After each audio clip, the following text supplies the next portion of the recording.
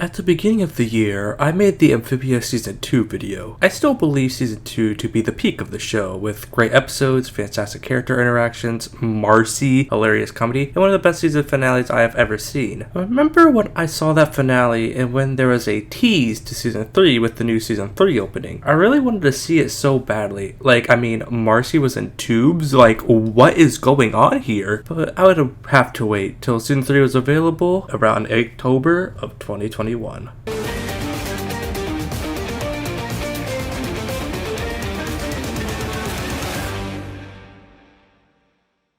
Season 3 is a season I don't see much talk about in the community, but when I do see people talk about it, I hear it normally say that it's the weakest season of the show. Now, I think this season is great, like with all the other seasons in this retrospective. It's on the same level as Season 1, but there are a few problems in the second half that keep it from being up there with Season 2 as one of the best seasons of television. So let's talk about Season 3's background. Since this is your typical Disney Channel cartoon, it was no secret that Amphibia was only gonna be 3 seasons. Matt Braley has been open that he viewed Amphibia as a 3-part story, aka 3 seasons. So we were going into the season knowing that it would be the final time it would see these lovable characters that we have known so well for a few years. But most importantly, the end of an emotional story. While it was pretty exciting to see how this would pan out, since by this point I was a bona fide fan of the show, I was a little upset that I wouldn't be able to see Anne grow and become a better person. See the Planter family be the Planter family, aka funny. I would miss these peeps, but then on October 2nd,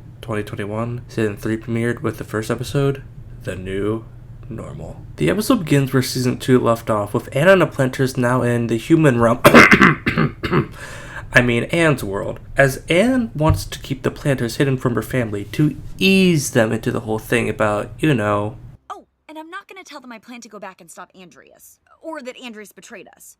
Or that Marcy did. Or that Sasha did. And not a word about my weird glowing blue powers. Wow. There's a lot going on. So we finally get to meet Anne's parents in a scene that made me cry. It's then that the Planters reveal themselves, which was kind of a tone killer given the context, but a moment that still made me laugh. It is then that Anne explains everything that has happened while she was in Amphibia, aside from Andreas and him wanting to kind of kill her and rule the world, teenage life problems. So to avoid as much risk as possible, Anne and the Planters are put on lockdown, which is kind of ironic since this episode came out when we were just getting out of a certain thing that happened, but whatever. After a few days of being in lockdown, Anne convinces her parents to take them to the supermarket and gives them all disguises. But if you know anything about Amphibia at this point, then you know that a normal day can't even be normal. Andreas sends a robot to Earth to kill Anne. This robot is far more advanced than Robo in almost every capacity. Anne and the Planters have to fight this Robo assassin in secret, eventually ending up in the freezer, where Anne once more unleashes her calamity powers. They win the battle, and her parents are none the wiser. However, the robot wasn't defeated, instead merely retreating as we see her performing some upgrades on herself. This is where the first episode ends, and where we lead into the first arc of the series. The first storyline of the season is Anne and the Planters trying to go back to Amphibia, as Anne is trying to learn and control her new powers. This narrative shares the spotlight with episodes about the Planters learning new things on Earth and getting into shenanigans, because this is Amphibia after all. Like going to the mall, Spread becoming Spider-Man,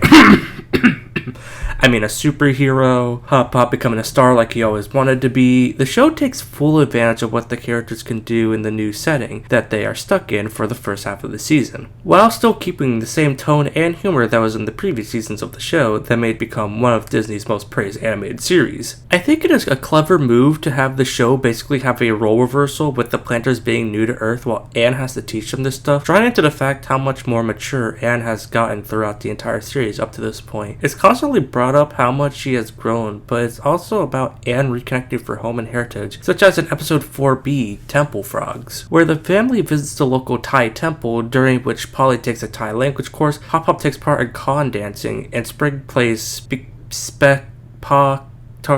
Sorry. The focus of this episode, however, is about Anne reconnecting with the Thai community and learning how they took care of her parents while she was gone. They will worry about you and us. The community ran our stuff here and sent us the money, even help out at the restaurant, and never asked for anything in return. That's really cool. Then, of course, since this is Amphibia, Andreas sends in an army of robot dragonflies, and everyone bands together to destroy them, where it is then that the planets are revealed to the Thai community, but they are cool with them. Wow. Thanks Thanks, you guys. I don't even know what to say except Kapkun Ma ka. so polite. With all the massive changes, these episodes have a very different vibe from the rest of the show, without the giant carnivorous bugs and a significant decrease in jokes about death, which was kind of a letdown, though it's still unmistakably Amphibia with its detailed character exploration and sense of progression. A lot of new human characters are introduced in this season. I think of the new batch, everyone remembers Mr. and Mrs. Boonchoy. They get their own stories about bonding with the planters as well as many supporting roles. There are two moments I would like to talk about. The first is in Season 3, Episode 3A's Thai Feud, where Sprig is trying to make Anne's mom like him so he can become a Boonchoy, much like how Anne became a planter. Meanwhile, the most loyal customer of the Boonchoy's restaurant, Ned, is trying to convince Anne's mom to share her recipes so he can sell them in his food truck, which is parked right outside of the restaurant. Customers are very confused right now. Huh? I don't. What do I do? What do I do? Sprig sees getting rid of the truck as a surefire way to become a Boonchoy, so he steals it as you do. With faulty brakes, Anne and Sprig have to find a way to stop the truck, ending up at a skate park. Sprig apologizes for overstepping his boundaries as Mrs. Boonchoy scolds him for his reckless behavior, meaning he's now a family member. Already having second thoughts about this. The second is its sister episode, Season 3, Episode 3B, Adventures in Cat Sitting. After staying with the Boonchoys for a week, Hop Hop starts believing they've become freeloaders, so they need to start pulling their way around the house. They volunteer to take the family cat Domino to the vet, only to end up losing her. Sprig tells Mr. Boonchoy, so now Hop Hop is in a race to find a cat before he gets there. They're successful in finding Domino, but Mr. Boonchoy has to swoop in and save them. As Hop Hop laments, they've been nothing but an inconvenience once more. You three took my daughter into your home when she needed it most. You kept her fed and safe for 5 months just out of the kindness of your heart. You will never owe us anything. Ever. Wow, I don't know what to say. Thank you. After this, they're all one big family. But Anne has been keeping something a secret from her parents. What was it again? Oh yeah, the fact that there is a king and another one who wants to kill her! Ugh, how can you forget the classic teenage problems? The lies are shown in Season 3, Episode 5B, Anne's Terminator. Anne decides that she has to tell her parents the truth, only for them to get attacked by the same robot from the season premiere. The family escaping the car as it chases them throughout the city. Eventually, they make it to the junkyard and take cover. Anne's mom refuses to hear her out and says that she hasn't changed at all. When are you going to grow up? When are you going to stop getting in trouble? When and when? I don't know, okay? Anne admits to her parents that she lied, but only to protect them and the people that she cares about. She asks them for help with what's been happening. The entire planter Boonchoy family work together to take down the robot, which includes revealing her powers and what's more, passing out on the car ride home. The planters try to explain as Mrs. Boonchoy tells them that whatever's going on, they're now all in it together. Horror! All the chaos they caused today has unfortunately got them noticed by the FBI. It's time to call Mr. X. There are other storylines in the first half of the season. The show introduces one of my favorite characters in the entire show by going full 80s movie on our asses with the introduction of Mr. X, a smart and power-mad government official in Heelys who sends Season 3A hunting down the planters after discovering their true identity, who is voiced by RuPaul. Gotta go. Is your stun gun charged, Jenny? Tell me it's charged! I feel like it was the right time to give our heroes another threat, since if it was just Andrea sending robots to kill Anne, then it would be pretty not that fulfilling or all that gravitating, because it will be the same thing over and over again. While the whole FBI grabbing strange creature thing is played out in 2021 when Mr. X was revealed and shown, it also meant that we got to see Anne's parents join the action, which is always a good thing. It also helps that he is yet another energetic and fun character who is always a joy to have on screen. Also, he is really relatable. Said I was a fool to not pay for ad-free streaming. One thing I've been waiting for with the reveal of when Season 3 was, what were they gonna do with Frobo after he got destroyed in the finale? Well, my answer came in at Season 3, Episode 5A, Fixing Frobo. Polly starts studying robotics online so she can fix Frobo. She stumbles across a channel called the IT Gals run by girlfriends Allie and Jess. She follows their tutorial, but Frodo still isn't working. She gets on a video chat with the girls who tell her what she's missing, but also warns her not to activate him right right now. But Polly is too impatient and just wants her friend back. But when he's switched on, he's completely reset and has none of his personality or memories because he didn't have the factory defect that made Frobo. He takes off into the sky only for his thrusters to fail, and they start to fall. One of Polly's tears short circuits Frobo, restoring his memories. He then once more sacrifices himself to save Polly from the impact. You guys were right. I was so impatient with bringing him back to life that I killed him all over again.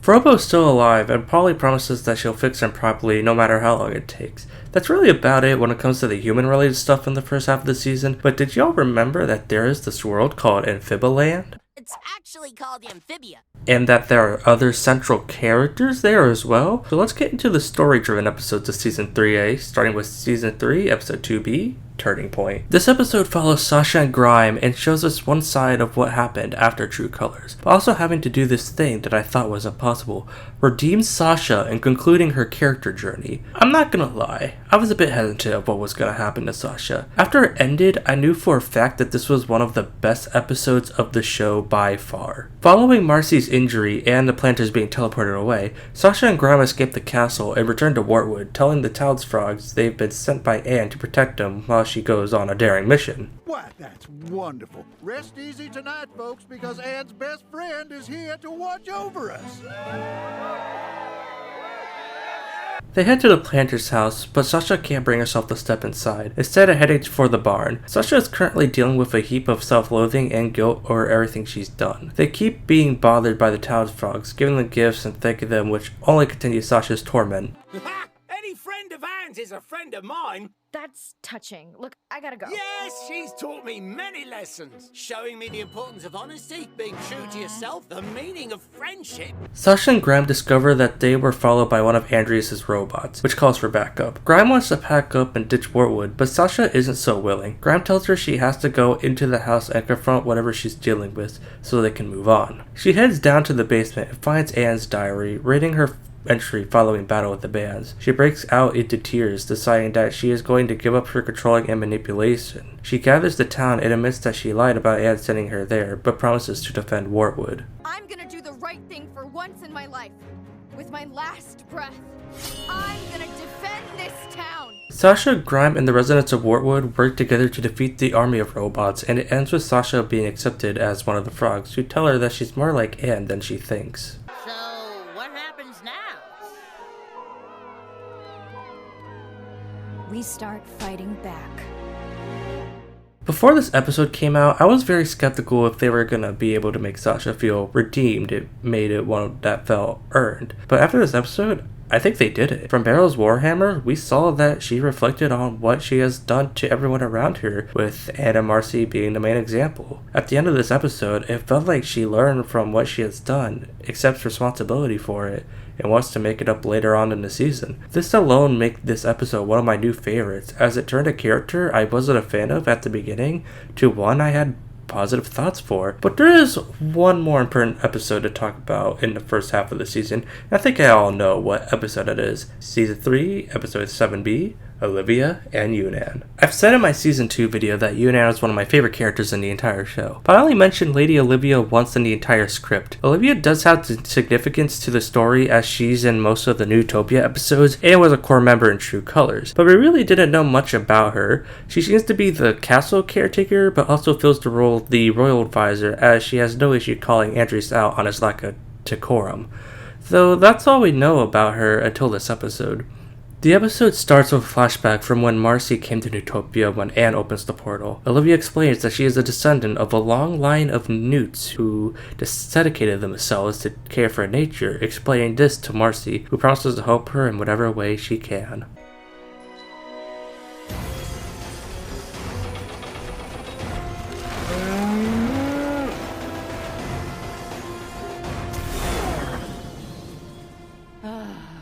Olivia and Yunnan refuse to continue serving Andreas, but in order to have been even a hope of taking him down, they need the one person who has ever been able to outsmart him, Marcy. They sneak past the robots and journey into the basement and have an encounter with the Moss Man, where we learn this little knowledge nugget. More kooky monkey creatures? What is this place? I think it's where our ancestors kept all their otherworldly prisoners.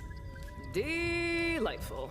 They make it to the chamber where Marcy is being held, as she is still alive, because after all this is a Disney show. But the walls have eyes, which sends out a smoke that is able to project their worst fears. Union discovers they can make this stop by taking out the eyes. They smash all the eyes and are about to escape, only to be caught by Andreas. Leaving so soon? But we have so much to discuss. But how did you... Simple. We've been watching you the whole time. Way back during the first temple episode, at the end, Andreas is given a letter that they charged the first stone. The king heads down a hallway where we end up in a room we have never seen before. The prophecy is being undone as we speak, my lord. Soon, we will have our revenge.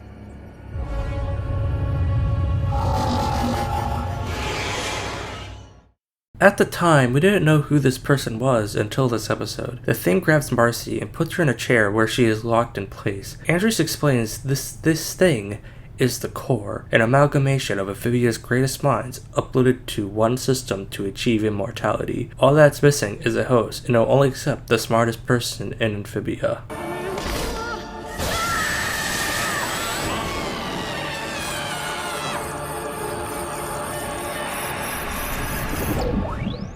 The episode ends on a moment that I will never forget and that will live rent-free in my brain.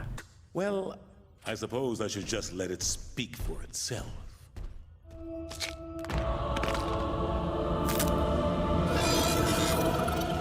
Why, hello there.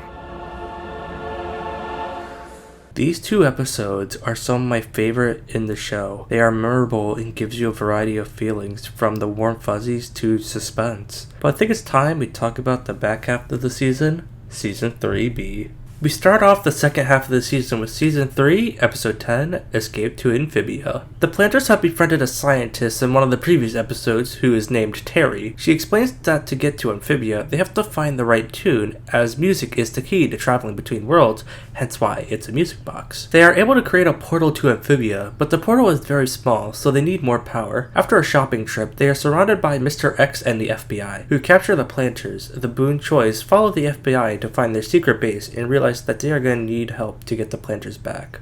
So Anne calls on all of the human characters that she and the planters have had contact with throughout the first half of Season 3 to get them to join forces and get the planters out. Throughout this episode, Anne is having to struggle with the idea that she has to return to Amphibia, meaning saying goodbye to her parents, but her parents are there to help her. You have grown so much.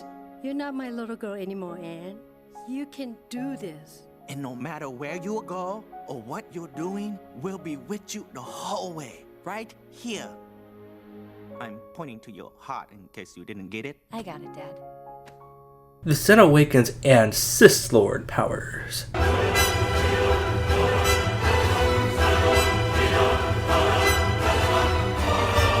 As she and the gang grab the planters and steal government generators, but it isn't enough to make the portal big for them to get through. It is then that Mr. X and the FBI track them down and confront Anne, as Mr. X tells Anne that she is just a kid.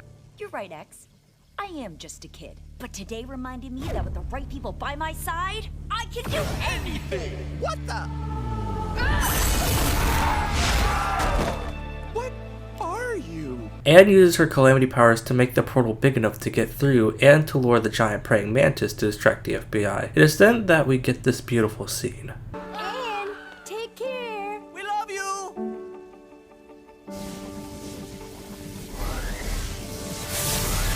The portal closes as Anne's parents force Mr. X to sit down and listen to them, and we end with the planters returning only to find their home destroyed as the once vibrant sky is now clouded with ash.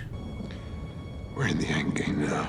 From here, this half of the season has three major goals. Prepare for the final battle against Andreas, bring back as many one-off characters from Season 1 and 2 as possible, and in between all of that, find a conclusion for everyone. In the next episode, Season 3, Episode 11A, Commander Anne and Sasha reunite. It allows us to see how much Sasha has grown since she decided to start rebelling against King Andreas. While there are a few glimpses of the old Sasha here and there, I mean, let's be honest, she isn't going to be perfect overnight. She has changed for the better. We see throughout the episode that she wants to do things things right and tries to make Anne the commander of the rebellion, as she still feels bad about what happened. Anne thinks that this is some kind of manipulation tactic, and then asks why Sasha wants her to be commander. Please, just take over!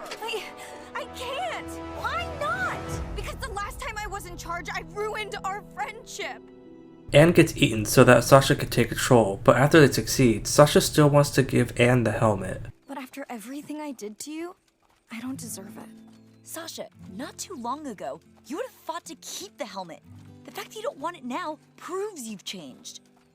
Yeah, maybe. The episode ends with Sasha continuing to be the commander, with her and Anne being on good terms. Listen, Anne, even though I'm calling the shots, I want you to know this is a partnership. Like Anne, it's remarkable how much Sasha has changed over the show, but considering where she started off from, her transformation may be even more impressive. I mean, way back in season 1, I could have never imagined myself caring about Sasha to the extent I did by the end, with the show making me do a full 180 on her, and I think it deserves all the praise. One thing these episodes don't let you forget is how close we are to the end, as this batch tends to come off as A Day at the Aquarium Part 2. Over these 7 episodes, a huge focus is on bringing back as many random one-off characters from the previous 2 seasons and give them a strong role in the plot. Some of these you will be expecting, like the Toad, since that was an obvious one, and the return of the Newt Tarantino was another predictable one since he made an impact on Anne's life. Then there are others you didn't expect in the first place. Back in season 2, there were these 2 Olm siblings that tried to kill Sprig and Polly. To the average viewer, they were a roadblock for our characters, but now you see that there are these incredibly sympathetic characters that are linked to Sasha's story and almost sacrificed their lives. Do you remember that mind control fungus that Hop Hop used in season 1? Yeah, they are now a part of the resistance, as we learn that Andreas is using the spores they released to control all the creatures that we have been facing throughout the second half of the series. It utilizes some kind of weird mushroom enzyme. Gee, wonder where I've heard that before.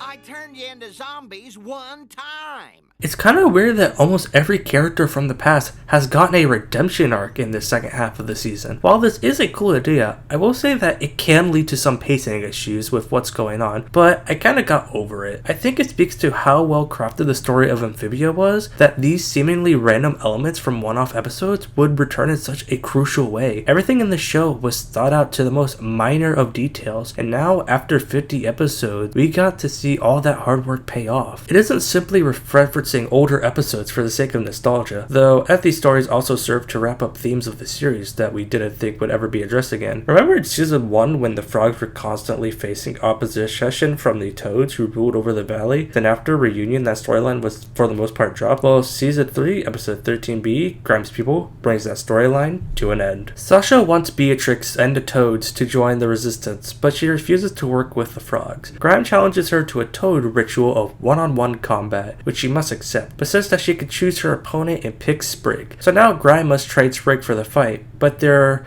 tumultuous history, to say the least, with each other constantly gets in the way. You tried to kill my Hop Pop! He was a political liability! After a battle with some hyenas, yeah, that's a weird name to call them, Grime realizes he needs to stop trying to make Sprig fight like a toad and uses what he's good at. The two form a connection, and following some other stuff, Sprig is able to win by using a mix of frog and toad fighting styles, thus forming an alliance between the toads and frogs. Later on, when newts are added into the mix, we get to see them struggle to work together despite Anne's best efforts, until they realize they have to get over themselves and their biases if they want to take back the world. These reintroductions of classic characters make up about half of season 3B. The other is about giving us some final spotlights and send-offs for the residents of Wartwood, while they carry out various missions for the rebellion. Though, while they are all given moments to shine, I argue only one of these marks a defining conclusion to a character's arc, Toady. I mentioned Toady a few times in this retrospective. Throughout most of the show, he was the assistant to Mayor Toadstool, who was often used for the sake of comedy. That was until Battle of the Bands, which gave his character some context as we saw how his advice was able to get through to Sasha. In season 3, episode 12a, Sasha's Angels, we see how he has been struggling to adjust to the fact that they are in a war, as he doesn't want to be involved in the action and rather remain in his comfort zone. Despite Mrs. Croker's instance, he is capable of so much more. When their team is captured by a band of marauders led by Barry, another one-off villain from season 1, and Croker is taken out of commission, Toady must step up and get uncomfortable, leading the team on to victory and saving the day. Impressive, Toadie. I always knew you had it in you. Not me. You kidding? I'm still in shock. There are two other storylines that we need to mention, as they are really where the show starts to ramp up towards the finale. The first one being Season 3, Episode 13A, Mother of Olms. Back in the first half of the season, when we were in the human world, Anne found a vase at the museum that depicts an amphibian with the music box. With the help of the eccentric curator, Dr. Jan, they discover some hidden texts. It says, "Seek the Mother of Olms. She will guide you to your destiny." That doing anything for anyone? Not especially. No siree. In this episode, we meet the Mother of Olms, and after a bizarre adventure featuring old people being old people and kids traveling into a body with some classic gross out, she tells our heroes of an ancient prophecy. 3 stars burning bright, come from beyond to expel the night. Should they fight or embrace the fall, their choice will determine the fate of all. It would be a while before we learn anything more about this, so the final standard episode I'm going to be talking about is Season 3, Episode 14B, The Core and the King. We now get a follow-up on the Core and Marcy, or as she likes to be called, Darcy. Here we gain a full perspective on how disturbing this whole thing really is. The creature has gone through Marcy's memories and cherry-picked aspects of her personality and quirks to key. This creates a very unsettling and uncanny feeling whenever they're on screen, as this thing may look, sound, and sometimes even act like Marcy, but in reality, we're watching this collection of diabolical minds control the body of a child in this grotesque puppet show. But this isn't the focus of the episode. The episode is mostly told in a flashback. We see a younger Andreas and his 2 best friends, a toad named Beryl and a frog named Leaf. We also meet Aldridge. You know, that boss in Dark Souls? Aldridge, Devourer of Gods? No? Okay. A withering but cruel newt who is preparing Andreas to take his place by putting him in charge of their next invasion of Earth. While the trio of friends are messing around, the music box gives Leaf a vision of the future, a warning that if they don't stop using the box, it will lead to the destruction of their world. But the king refuses to listen, as even Leaf's best friend is starting to turn on her. Seeing no other way, she steals the music box, setting the events of the entire series into motion, as then Andreas sends away his only remaining friend, thus dividing the frogs, newts, and toads in the present day. We can clearly see that Andreas is in turmoil, as he doesn't want to do this to Marcy, but must follow the core and what it demands of him. Who's ready to finally start invading Earth? Ready? After 1,000 years, I've thought of nothing else. Why, son, I think I'm almost proud of you. There is one more thing that needs to be mentioned before we talk about the finale. At the very end of Season 3, Episode 15A, the planters discover a hidden room under their house that belonged to Leaf, as she was the first ever planter. On the desk is a letter, which seems to be blank, but in The Core and the King, we learned Leaf and Andreas had begun writing hidden messages to each other, meaning this letter contained Leaf's final message for him. At the end of the episode, Sprig puts it in his pocket, meaning it would no doubt play a role in the finale. But now, we can talk about the end of Amphibia. This finale is split up into 3 parts. They make up a conclusion that is around 90 minutes in length. Amphibia was ending with a feature-length celebration of the show, which is exactly what it deserved. We begin in Season 3, Episode 16B, the beginning of the end. We started off with a flashback to when the 3 friends were having a sleepover, and Marcy really wants to show them a movie she loves, but the girls fall asleep. We return to the present day, where we learn that Andreas is planning to invade Earth by nightfall. The resistance makes its move, while the frogs, newts, and toads fight the robots on the ground, and the planters, Sasha and Grimes, sneak into the castle to rescue Marcy. Meanwhile, Anne and Sasha have a discussion about everything that's happened, and if they can even forgive Marcy for stranding them in the first place. We've all made mistakes, Sasha. And besides, maybe we're partially to blame. Excuse me? Remember that movie she used to make us watch? War of the Warlocks? And how we'd always fall asleep? It was a 3-hour movie. It wasn't just that movie, though. We ignored all her interests. We might have ignored her needs, too. Maybe that's why she went behind our backs with this crazy plan. This is something I relate to so much in my life. I have personally felt many times that I was an afterthought, more times than I can count. And even after me and my friends have a nice conversation, I always wonder if I was annoying them too much, or if I brought anything to the conversation, or if I was as worthless as a cam during that time. So naturally, seeing Anne realize how they've treated Marcy, even unintentionally, made me very emotional. I'm just supposed to forgive her? Like it's easy? It's not easy. Forgiveness is hard, and it can take time. But believe me, it's worth it. I mean, just look at what you and I have now. Anne and Sasha team up to perform a routine from Super Dance Fusion so they could save Olivia and Yunnan from the mind control colors. Everyone heads to get Marcy, only to be captured and introduced to the core, which starts using Marcy's memories to get inside Anne and Sasha's head. It tries to kill Anne to return the power to the stone, while Anne realizes that it knows just as little about the gems as they do and uses this to outsmart them. They're all taken away as Andreas uses the box to open a portal to Earth. The invasion has begun. This leads directly into the second and biggest part of the finale, All In, which at a shockingly 48 minutes is the longest episode of the entire show. The episode begins with a flashback to a day before Anne's birthday, as the girls once again get into trouble. But when it's Anne's turn, the principal says that she's worried about her. In you, I see someone who's just floating through life, taking the easy path. But I like the easy path. It's easy. She wants Anne to write an essay about the person that she wants to be, since that is what this episode sets out to do. After 3 seasons of watching her struggle, adapt, grow consistently, bettering herself and those around her, it's finally time for the show to make a definitive statement about who Anne is. Everyone escapes the castle while the invasion is already in full swing, as Andreas unleashes some heroines on the city. Those aren't just any giant herons. Those are the giant herons. You mean those two attacked our parents? This is insanely clever, as they reintroduce this narrative in the finale to give Sprig, Polly, and Hop Hop a sense of closure. Mr. X and Anne's parents, as they are all working together, they decide to turn the girls' school into their base of operations, as Polly uses the robotics lab to finish fixing Frobo with a new paint job and all. The girls go to Anne's locker, where they find a blank essay. Sasha is worried about if they can even do this, since Darcy knows their every move. Darcy only knows the old us, which means she has no idea what we're capable of. It's not who we were that matters, Sash. It's who we are now that counts. Hang on, Marcy.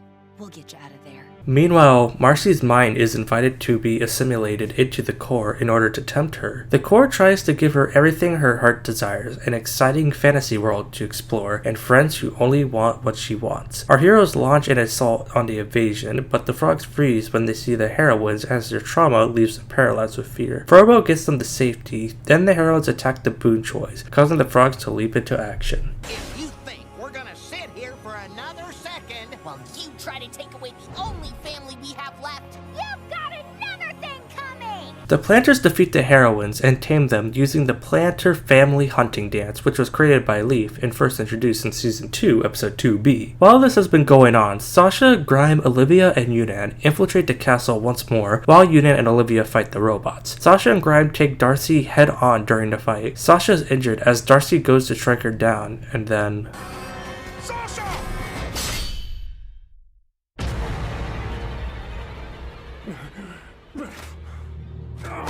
Grime was another character who I could have never thought I would care about when the show began, and yet there I was, flabbergasted when I thought this guy was going to die. If that doesn't tell you the power of Amphibia's writing and character development, then I don't know what would.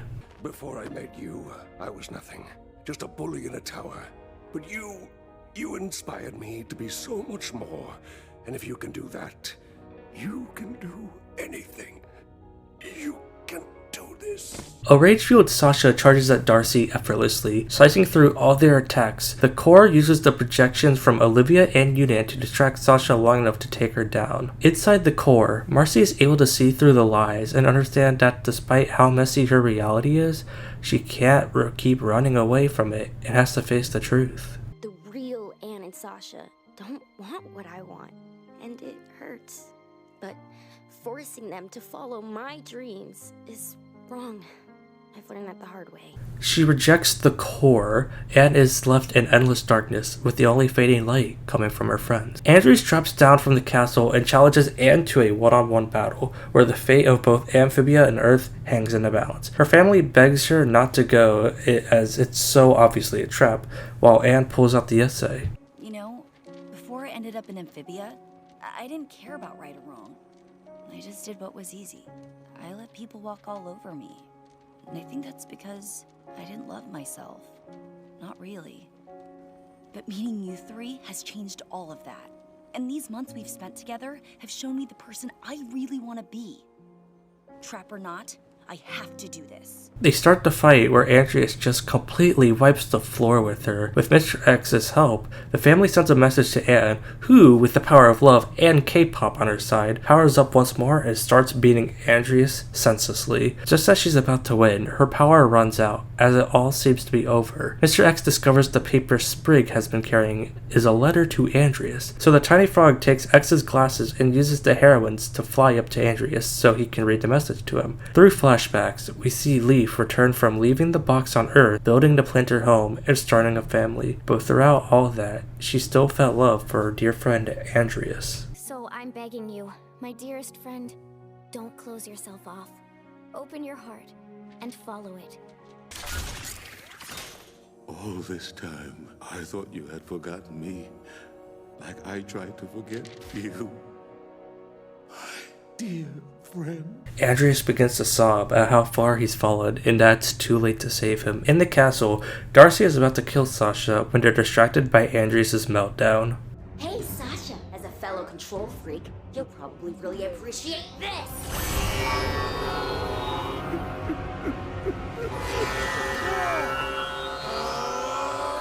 Grime kicks Sasha's sword over to her as she finds the strength to once again get back up.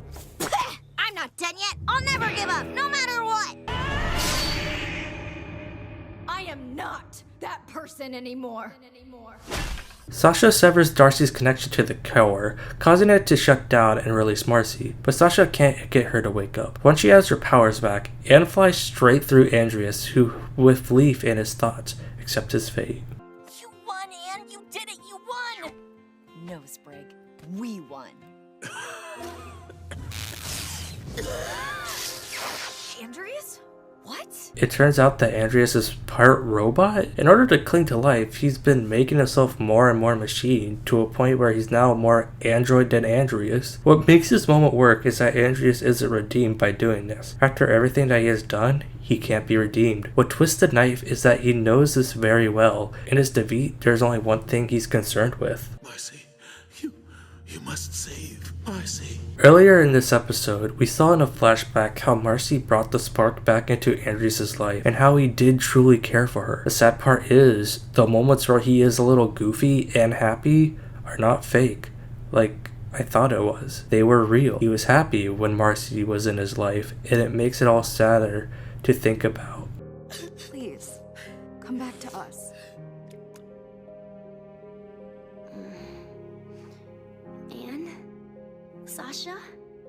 Marcy? Marcy awakens and Grime is alive. Everyone gathers for a group hug, but the core is still alive. They return to Amphibia where they announce victory and everyone celebrates. Hey, is it just me? Or is the moon getting closer?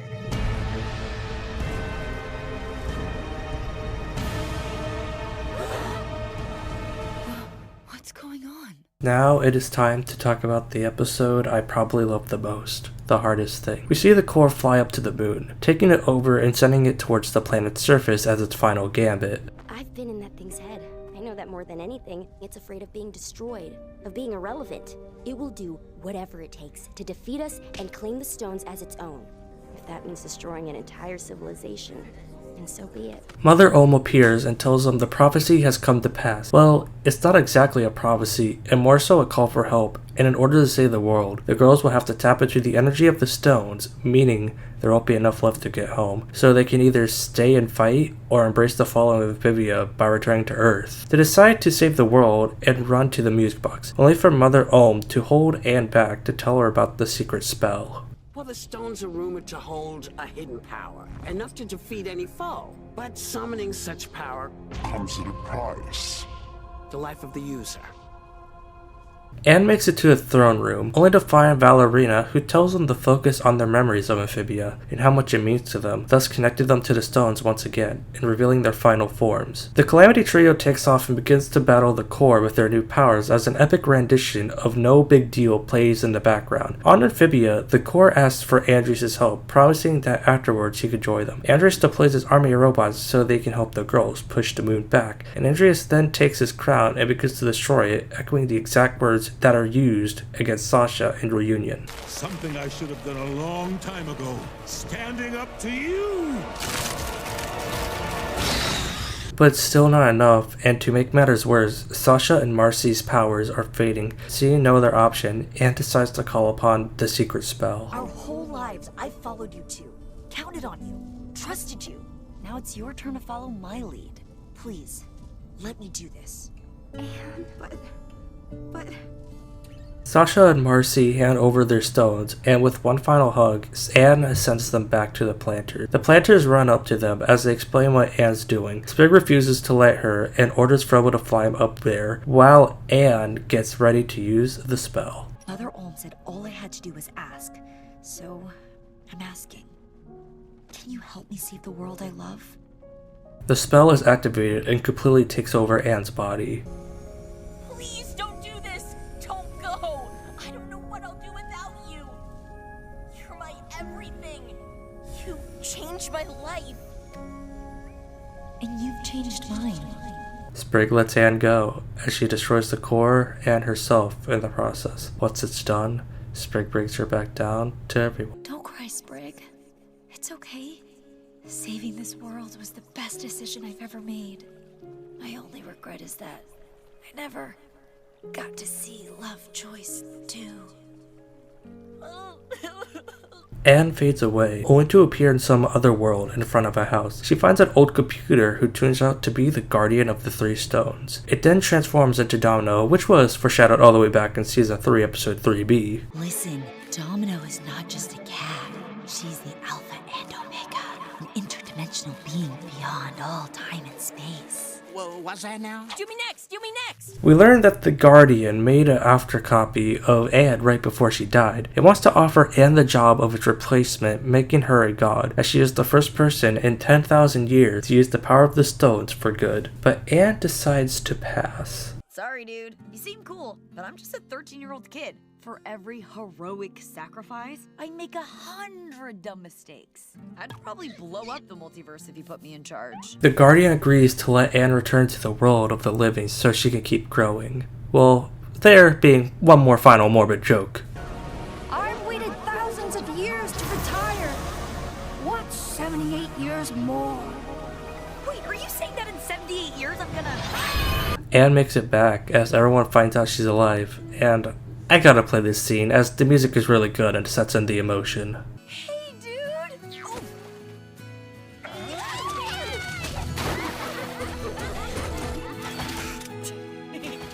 What'd I miss? As a no longer departing gift, the Guardian bestows Anne with shards from the stones, good for one-way travel only, so it's time to say goodbye. Starting with Marcy saying goodbye to Olivia, Yunnan, and Andreas. I came to this world thinking only of myself. It was wrong of me, and I wish I'd gotten to know you both better. I think we all have a lot to learn, Master Marcy. Goodbye, Andreas. Take care, kiddo. The fact that Andreas is looking away because of what he has done made it feel more emotional. Then it's Sasha and Grime, and finally Anne saying goodbye to the planters. Goodbye, HP. Thanks for taking me in. I'm so lucky to call myself a planter. I'm the lucky one, Anne. I'm so blessed to have a granddaughter like you. Then it was time for Anne and Sprig to say goodbye, and I was tearing up hard at this scene. Nothing will ever change how much you mean to me. Not time or space or being worlds apart. Spran against the world. Spran against the world. Anne then gives Sprig her phone, but with that, they have to go. The girls walk up to the portal and take a final bow before stepping through, but Anne is held back a moment longer.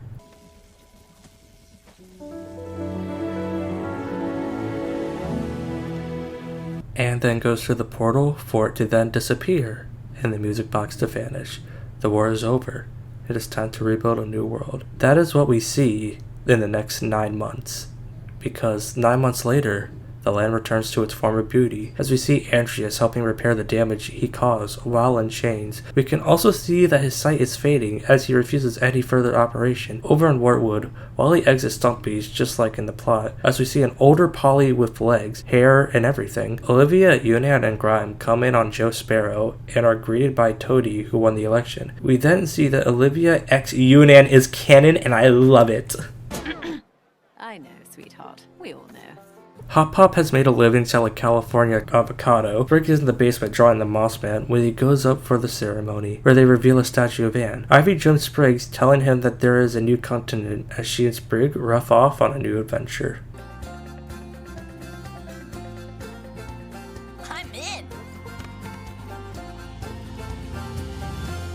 We jump ahead 10 years later in the human world. Sasha picks up Marcy at the airport. Marcy has been working on a successful webcomic, and Sasha has become a child psychiatrist. It is also stated that Anne and Sasha began to drift apart and went in different friend groups, which is something I can believe. In her 20s, Anne has become a hermatologist, working in the amphibian exhibit at the local aquarium, which she has fully decked out with a bunch of theming inspired by her second home.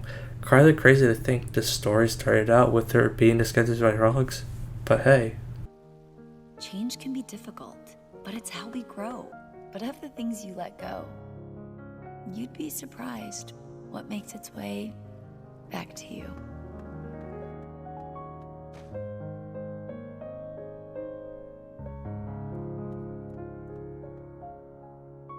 Amphibia exists about adapting, about personal growth, and I think the show has shown that all the way through. I wouldn't say that the show is perfect, but I have loved going through this journey. This show has helped me through a lot of things, and I have some of my favorite memories talking about it with some friends of mine. Even running away to end this video has gotten me a bit teary-eyed because I enjoyed making these videos, and I am glad I went through the series again to see why I loved it so much. While there are cartoons I think are better than Amphibia, I will always consider Amphibia in the top 5 because of how much it impacted me. I hope you all enjoyed these vids as much as I did making them. Until then, have a nice day.